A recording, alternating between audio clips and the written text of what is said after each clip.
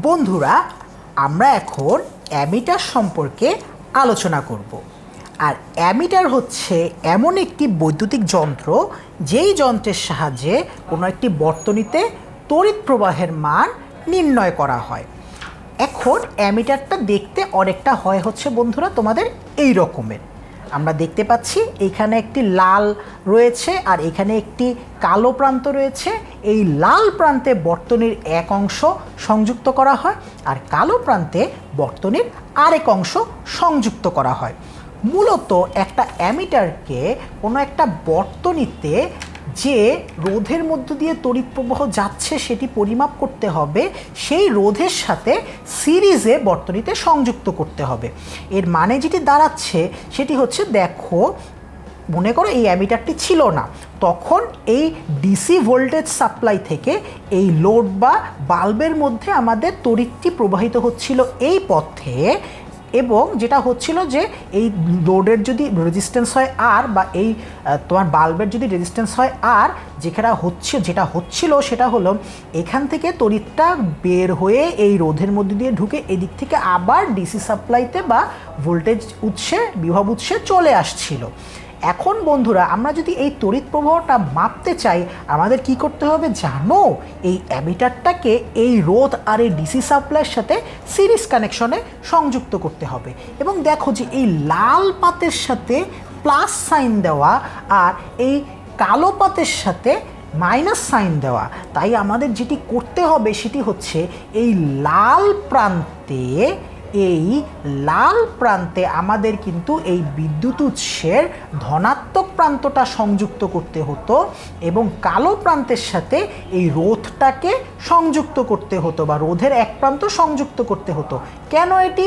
কারণ হচ্ছে এই লাল প্রান্ত দিয়ে বিদ্যুৎটি ঢুকবে এবং কালো প্রান্ত দিয়ে বের হবে, পজিটিভের সাথে পজিটিভ আর নেগেটিভের সাথে বিদ্যুৎ উৎসের নেগেটিভ।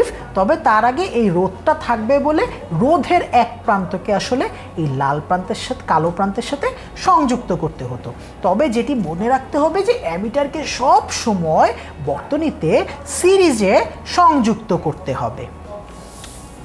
এখন বন্ধুরা, যে ব্যাপারটি আমরা আসলে জানবো সেটি হচ্ছে যে বর্তনী, তাই না? বর্তনীতে যেহেতু অ্যামিটারকে সিরিজে সংযুক্ত করা হচ্ছে, তো তোমার বর্তনীর যদি অ্যামিটারের রোধটা অনেক বেশি হয় তাহলে কি হবে বন্ধুরা বলো তো?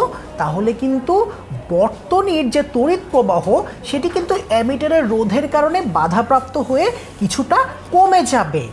এই জন্য বন্ধুরা যে কাজটি করা হয় সেটি হচ্ছে অ্যামিটারের সাথে সবসময় খুবই অল্প মানের একটি রোধকে শান্ট আকারে সংযুক্ত করা হয়। আমরা শান্ট দুটো কারণে তাহলে সংযুক্ত করতে পারি।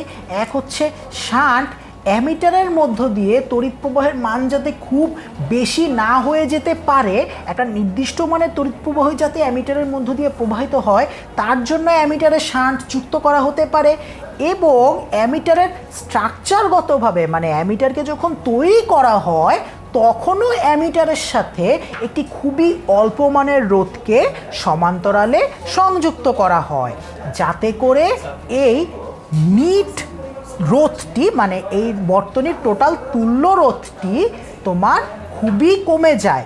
এবং যদি তুল্য রোধটি খুবই কমে যায় তাহলে সেটি কিন্তু বর্তনীতে তেমন কোনো এফেক্টই ফেলবে না।